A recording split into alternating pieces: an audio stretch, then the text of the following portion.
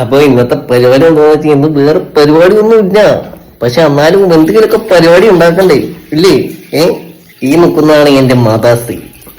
ഇതാണ് അടുത്ത പോരാളി. ജീവിതത്തിൽ എന്തൊന്നും കാത്തു നിൽക്കുന്നത് എന്തെന്നൊന്നും അറിയില്ലാണ്ട് ഇങ്ങനെ ഇങ്ങനെ നിൽക്കുക.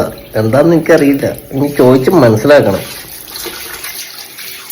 അപ്പൊ എന്തിനോ ഏതിനോ എന്ന് അറിയാണ്ട് കിടന്ന് തളക്കുന്ന ചെറിയ ചെറിയ ചെറിയ ചെറിയ ചാളകളെ ഞാൻ പിടിച്ച് ഞാൻ കൊടുന്ന് ഞാനിവിടെ ചട്ടിയിലാക്കി വെച്ചിട്ടുണ്ട്. കാണുന്നവർ കണ്ടോട്ടോ. അപ്പൊ ഇതൊക്കെ പൊക്കുമ്പോഴത്തേക്കും കൈയൊക്കെ ഇച്ചിരി പൊള്ളിന്നൊക്കെ വരും. അതൊന്നും നമ്മൾ കാര്യമാക്കരുത്. എന്തോന്നാണ്? ഇതാണ് ഞങ്ങളുടെ ഗർഭിണി. ഈ ഗർഭിണിക്ക് ഇപ്പൊ 4 പിള്ളേരുണ്ട്. ഈ പിള്ളേര് പിടിച്ചിട്ട് കടിച്ച് കടിച്ച് കടിച്ച് പൊട്ടിച്ച് വെച്ചേക്കുക. ഞാൻ നേരം മരുന്ന് മേടിച്ചു കൊടുത്തു. ഇപ്പൊ ഓക്കെ ആയിട്ട് ഇതേ എണീറ്റ് ഇപ്പൊ ഈ തന്റെ ഇടം കാണിച്ചുകൊണ്ടിരിക്കുക.